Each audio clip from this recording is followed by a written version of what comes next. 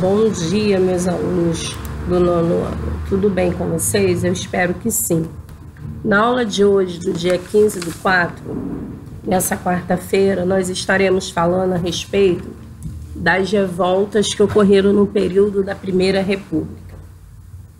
Tá? Nesse início, nós tivemos 4 revoltas, sendo ela a Revolta de Canudos, Contestado, Revolta da Vacina e Revolta da Chibata. Na aula de hoje, nós vamos estar vendo sobre cada uma delas. Nesse primeiro momento, nós vamos estar falando a respeito sobre a Revolta da Chibata. Como eu coloquei aqui no slide para vocês, o que foi a Revolta da Chibata? A Revolta da Chibata, ela foi um importante movimento social ocorrido no início do século XX na cidade do Rio de Janeiro e começou no dia 22 de novembro de 1910. Interessante falar que o próprio nome já vai nos dizer o motivo dessa revolta, que foi, na realidade, devido às chibatadas que os marinheiros receberam durante esse período dentro da Marinha. Essas revoltas, tá, que vão ocorrer no período da Primeira República no Brasil, foi revoltas populares, como nós vamos ver, revoltas que também teve militares, como essa que a gente já vai começar a ver, que é sobre a Revolta da Chibata, e todas elas vão ser motivadas pela pobreza, desigualdade social, racismo, medo e violência. A desigualdade social que ocorria nesse período e os aumentos dos impostos e as necessidades não atendidas, como racismo, medo, a insatisfação política, etc., tudo isso contribuiu para o início das revoltas na Primeira República. Foram mais ou menos mais de 40 anos, tá, nessa fase da Primeira República. Nós vamos observar aí que cada uma delas tiveram o seu ponto primordial para que acontecesse durante esse período.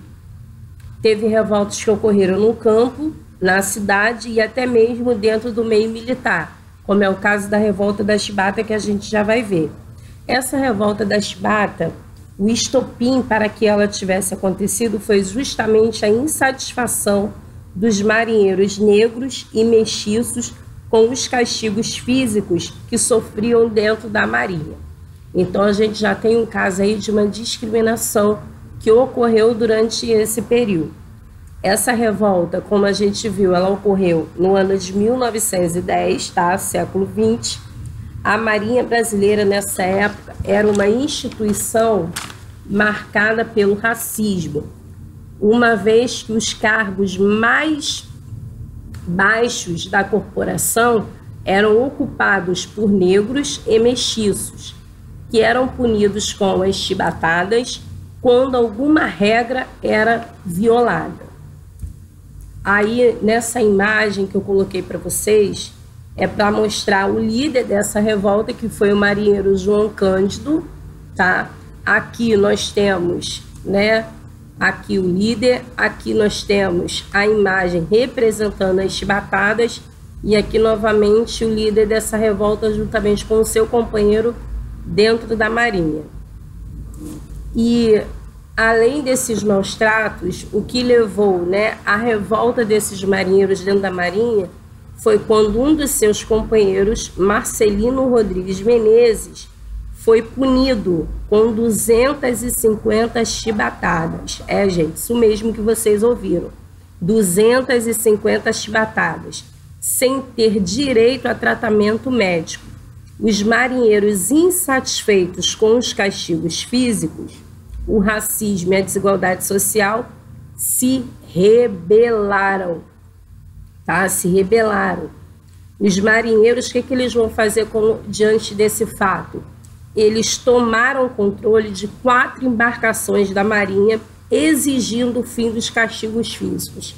E o que mais que eles fizeram? Ameaçaram bombardear o Rio de Janeiro se o presidente não tomasse uma providência em relação ao que eles já vinham sofrendo dentro da Marinha. Então, aí como vocês estão vendo na imagem, tá? Aí é uma carta a qual os marinheiros, tá, fizeram para o presidente da República,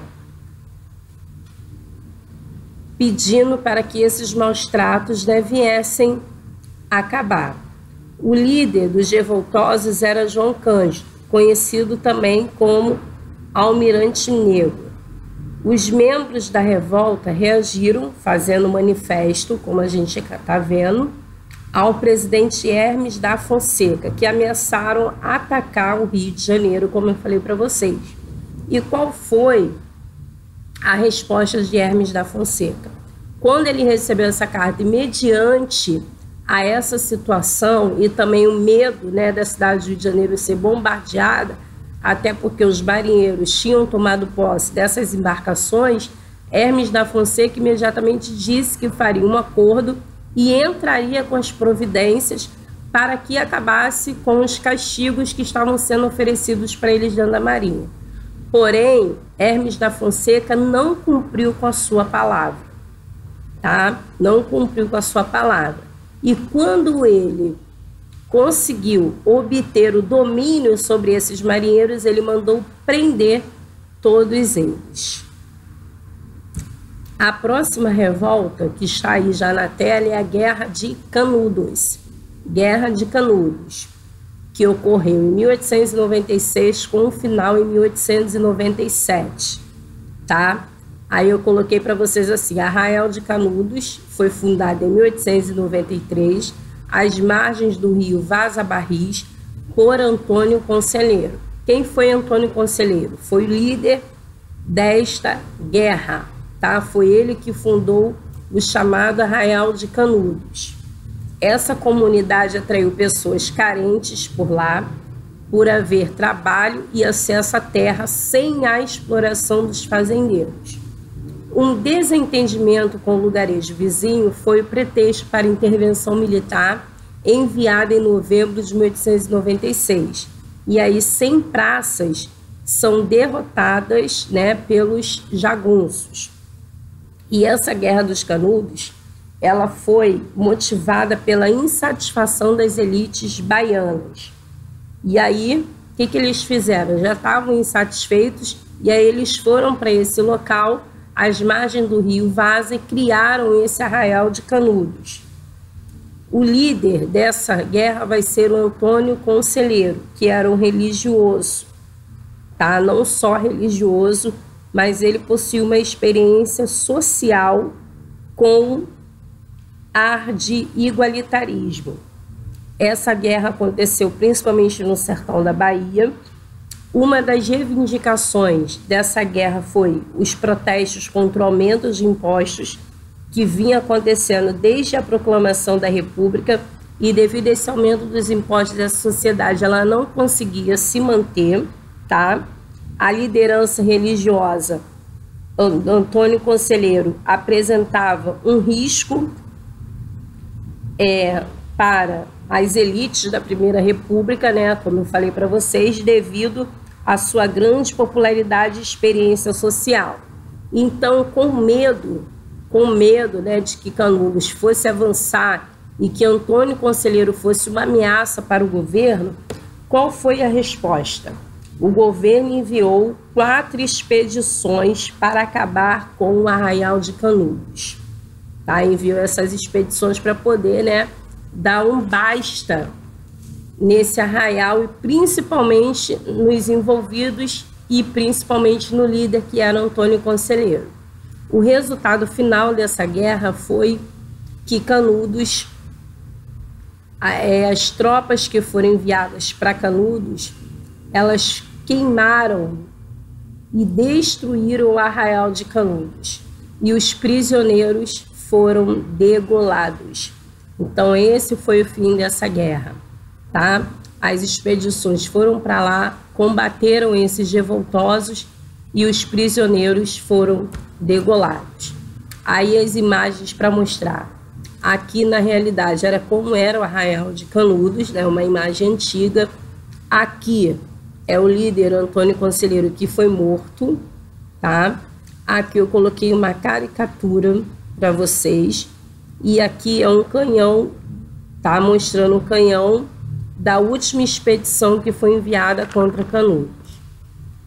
Agora nós vamos começar a falar sobre a revolta da vacina. Mas para antes a gente começar a falar sobre essa revolta, nós precisamos entender sobre um processo de modernização que ocorreu na cidade do Rio de Janeiro. O período que ocorreu essa revolta da vacina foi no governo do presidente Rodrigues Alves. Repetindo, foi no governo de Rodrigues Alves que ocorreu essa revolta. Essas duas imagens retratam esse período de modernização e revitalização que ocorreu na cidade do Rio de Janeiro.